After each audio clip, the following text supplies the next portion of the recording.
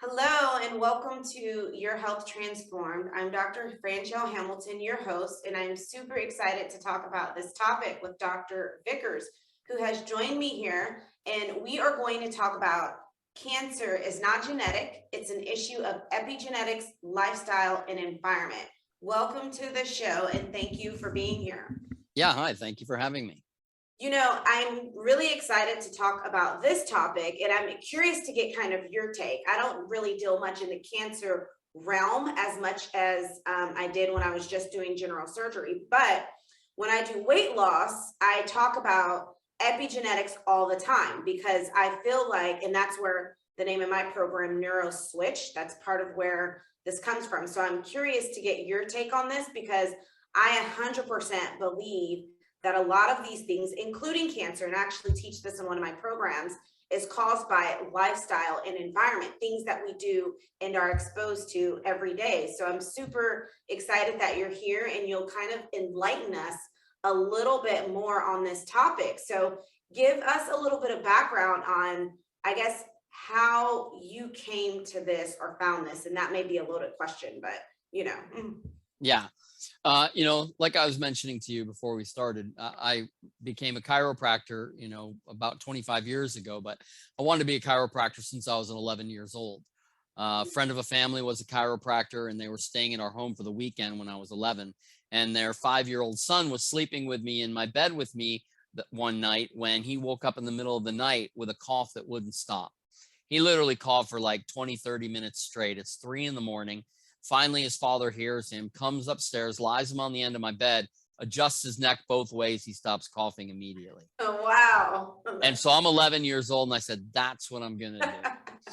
And I'm a year away from graduating chiropractic school at the age of 27, I think it was, when a woman by the name of Charlotte Gerson, who was the daughter of, the world-renowned Dr. Max Gerson, who Nobel Peace Prize winner Albert Schweitzer called the greatest genius in medical history. Yeah. And that his daughter came and spoke at our school. And the moment she opened her mouth, I said, that's what I'm going to do.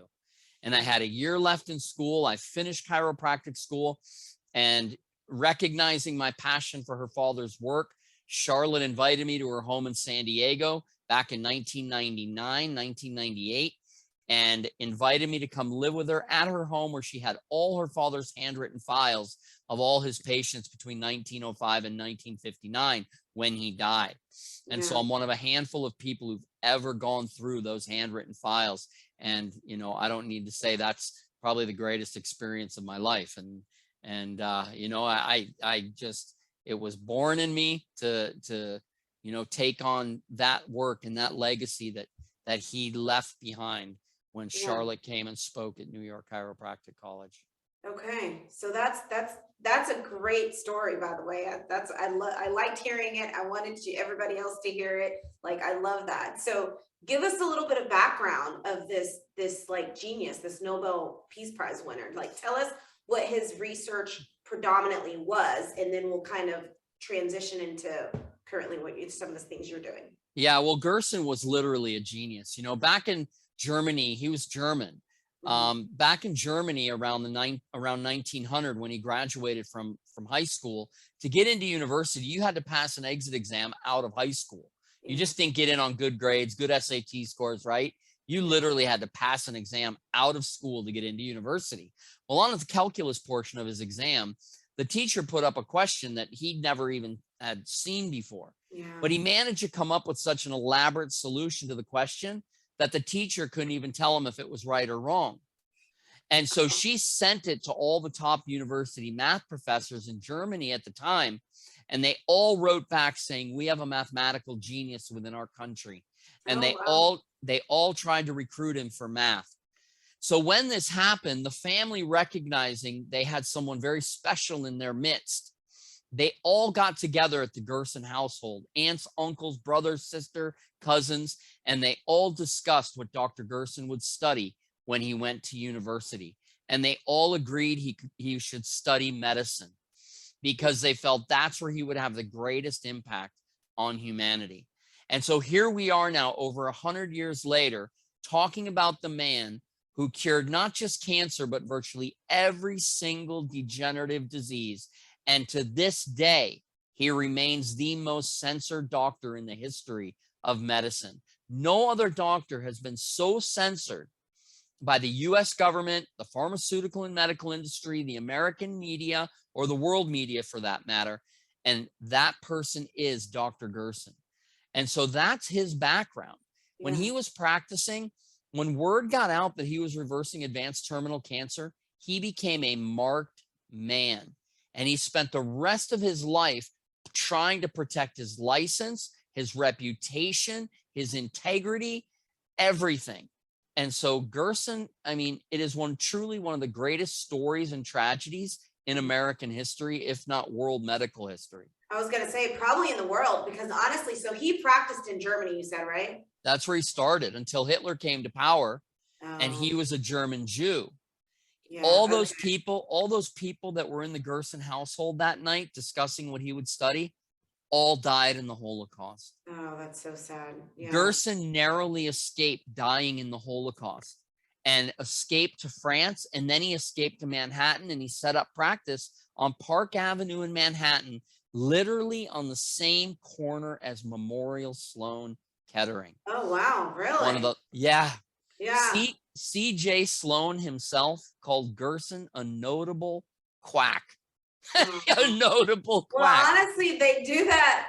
All the geniuses, right? Like everybody always labeled them quacks, like Einstein, like all the, you know what I'm saying? And then years Yeah. later, it comes to pass that this person is actually, you just didn't understand it. When people Yeah. don't understand something, they're automatically labeled like, and kind of brushed aside. So it's interesting you say that, because I haven't heard of them. That's why I wanted you to kind of like talk about who this person was and what he did, because I'm a medical doctor, you know what Wow. I'm saying? He's not in our books. I can tell you that right now. Like, I've never heard of him. And so I think I'm always rooting for the kind of the underdog, the person that kind of got brushed off, because I feel like innovative people, that's often what happens, you know what I'm saying? And that's one of the reasons I like doing this podcast. It's to kind of show different ways of doing things, and that there are other ways, and help people question, you know what I'm saying? What are some of my other options? So tell me about the ways that he was like curing cancer and kind of reversing some of these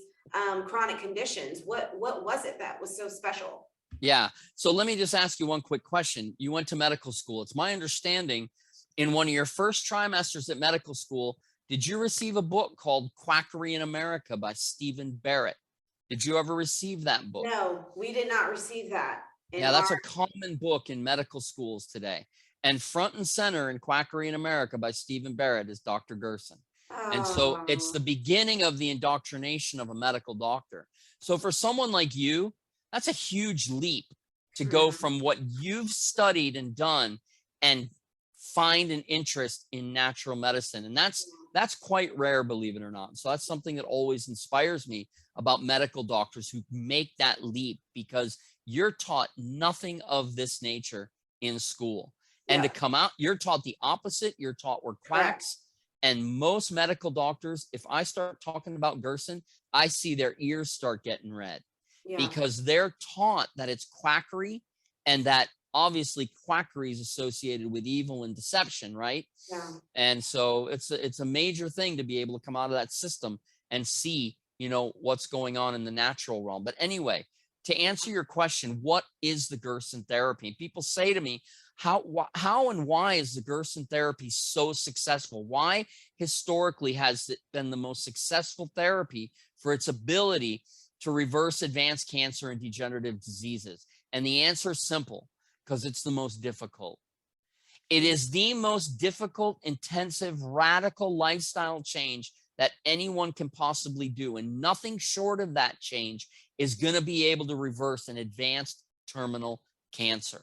And so Gerson's protocol requires 20 pounds of organic fruits and vegetables every single day, no salt, no oils, no animal products whatsoever, other than non-fat organic yogurt about 6 weeks into the therapy. It is a completely radical dietary change. If it's not organic, the patients don't survive. If there's any salt in the diet, the patients don't survive. If there's any oils that are being cooked with or certain oils that are being used, the only oil that Dr. Gerson used that he found didn't cause tumors to grow, flax oil. Any other oil other than flax oil, especially cooked oil or butter, cooked butter, patients will not survive. Any animal products other than the natural, organic, non-fat yogurt, the patients will not survive.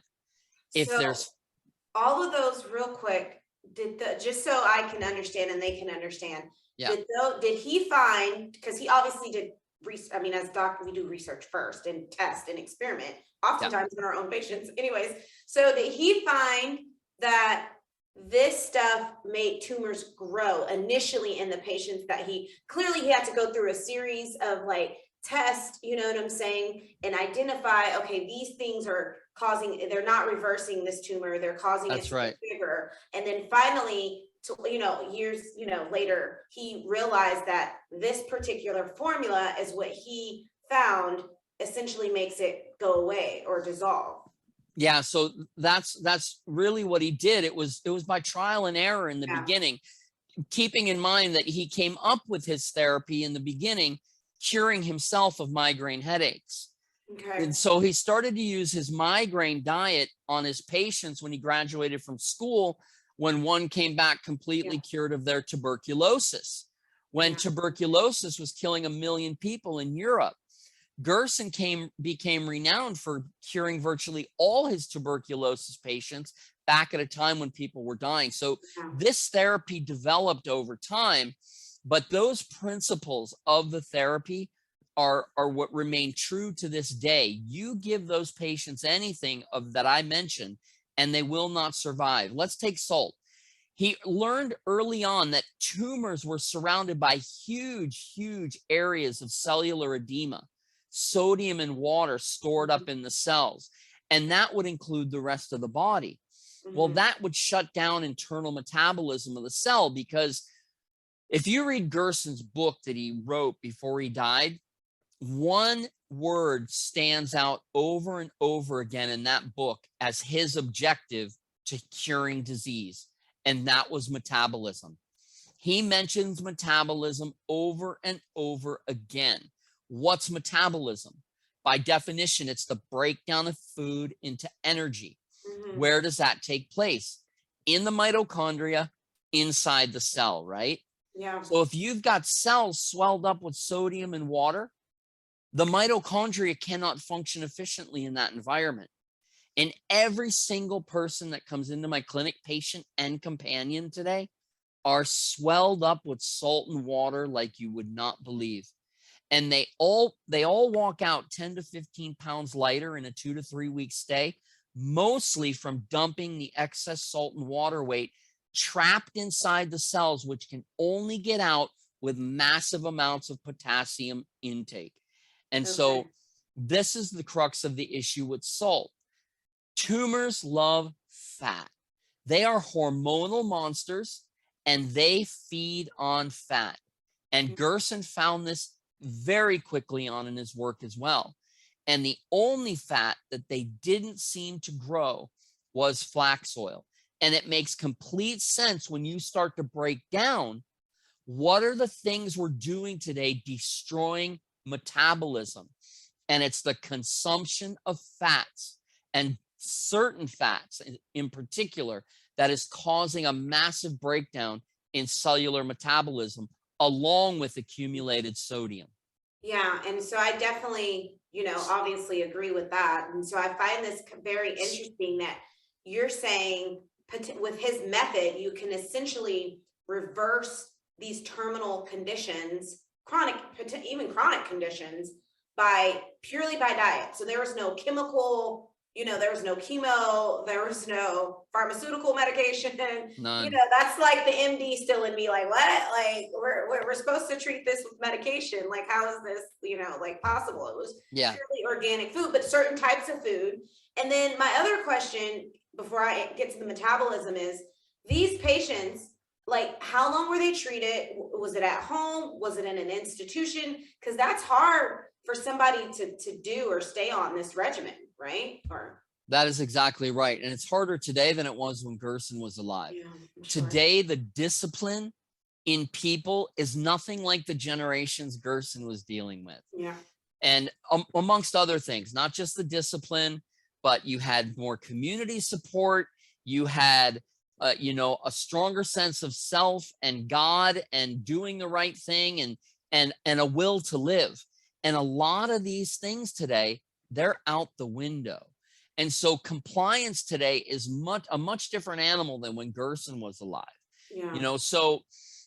But yeah, so patients today, they come to our clinic for 2 to 3 weeks. Okay. And if they have terminal cancer, it's a 2-year program once they get home. Okay. So they're coming to our clinic to learn how to carry out the specifics and the intensity of the protocol. And then they must go home and continue for 2 years. Oh, Typically, tumors are gone within a year. okay. If they come off the therapy after that, the cancer will come back.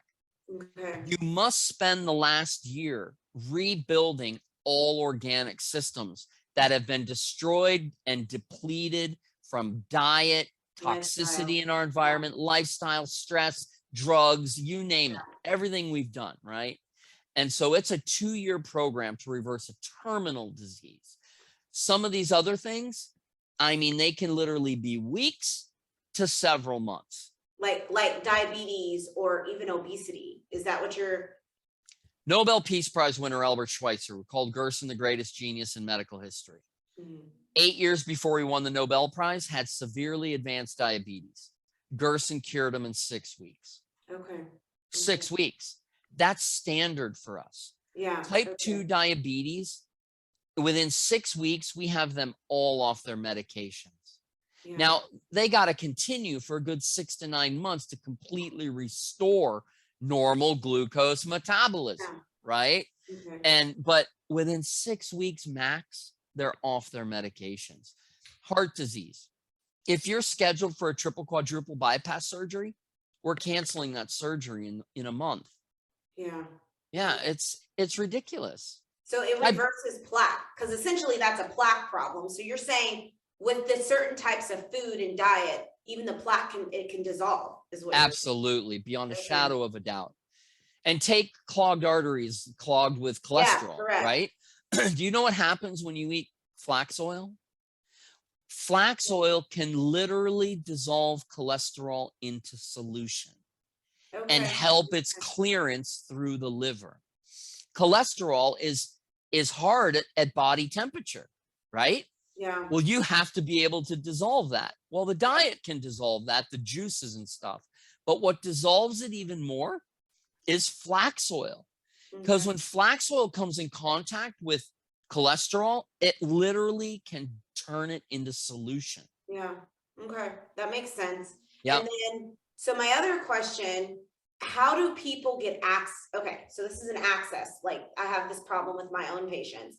How do they get access to these organic foods? So they come see you. Do you guys have so 2-part question, like some type of farm or where do you guys get it in your institution? And then how do people get it when they go home? Because that's going to be the biggest issue. That's part of the reason potentially people cannot stay compliant is because they can't get that, Well, believe it or not, if you go to any produce manager of any store, even a rinky-dink country bumpkin store in the middle of nowhere, the produce managers, they have an inventory list of conventional and organic produce.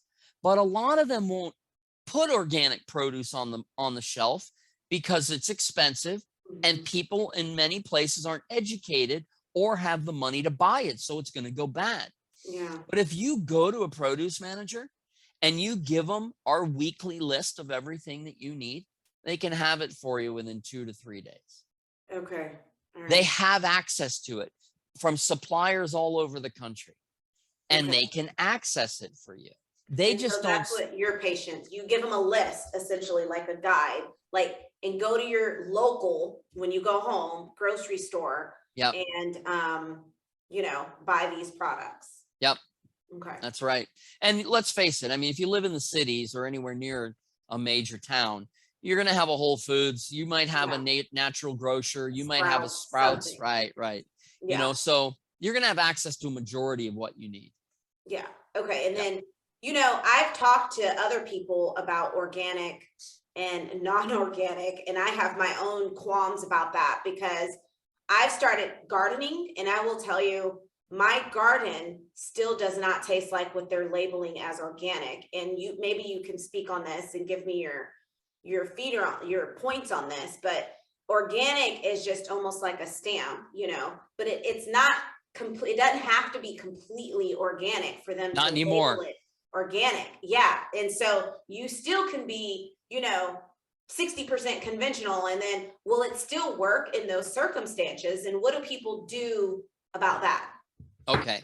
So let's talk about the organic standard, right?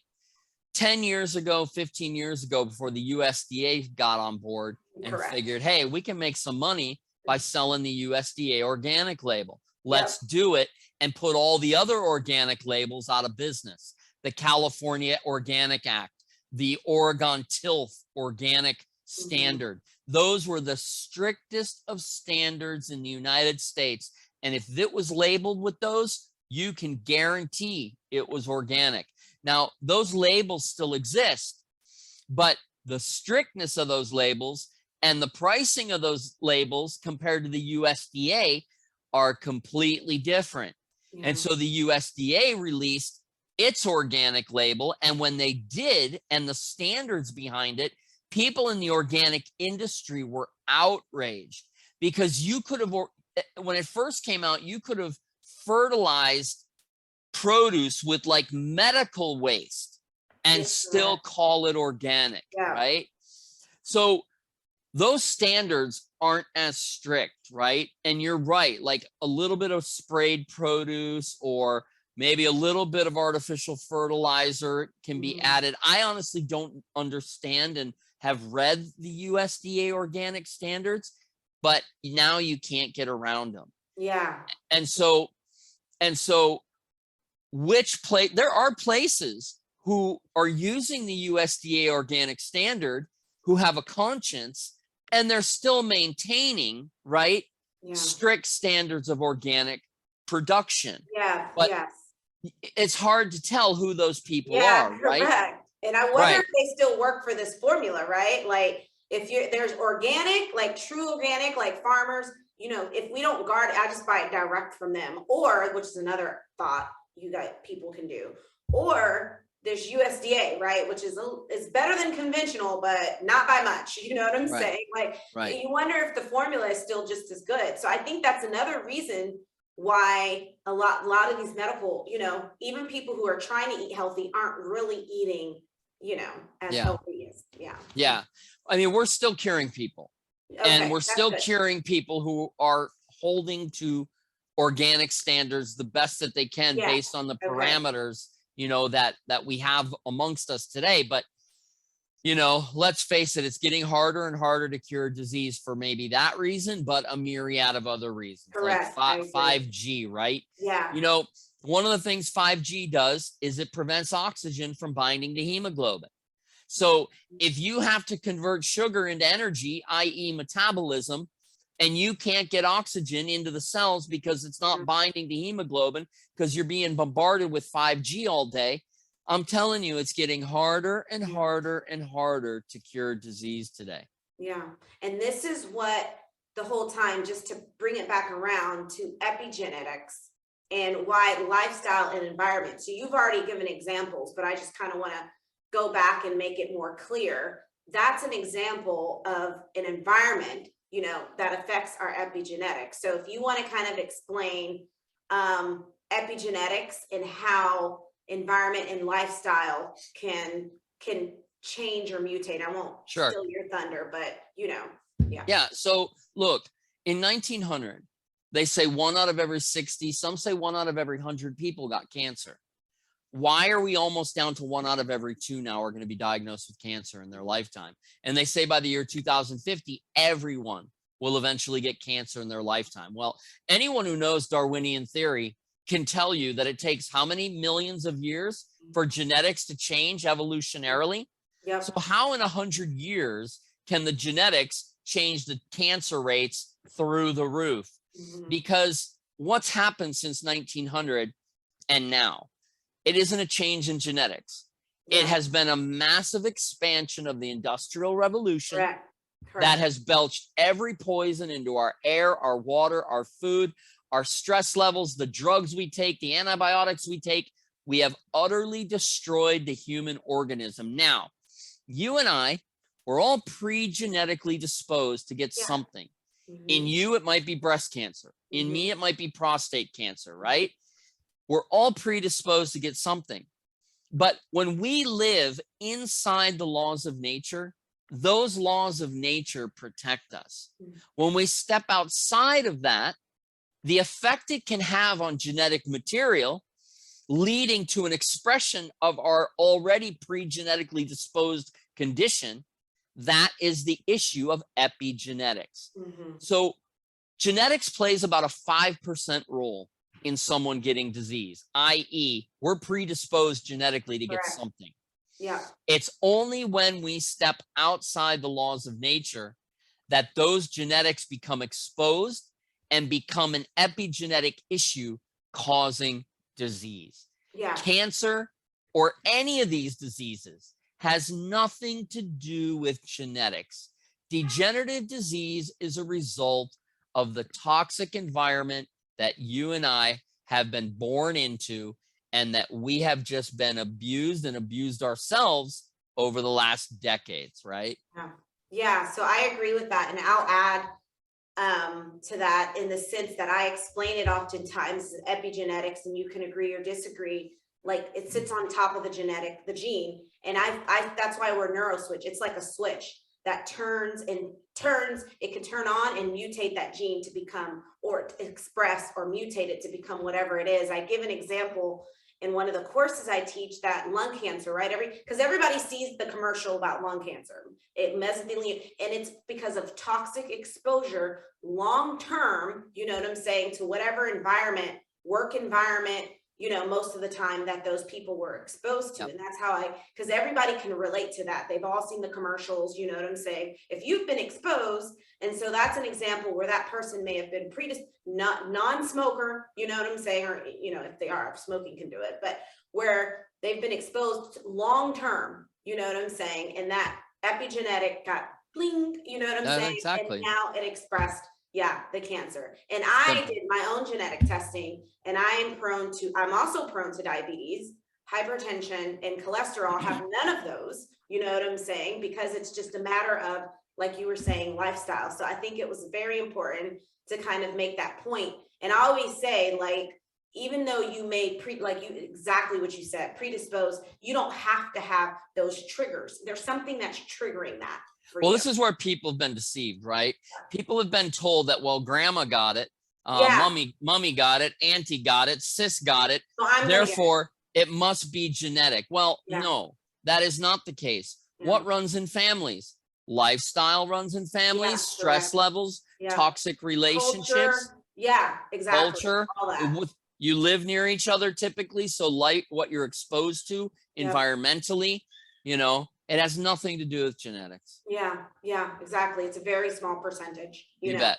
like you were saying. So You bet. anyways, thank you so much for shining a light on this topic. Thank you for enlightening us about Dr. Gerson and his technique, and hopefully others will go out, look it up, try it. Just knowledge is power, and let people empower to make their own decisions on what they want to do. So I really appreciate you shining a light on this important topic. Thank I you. appreciate it. Thank you very much.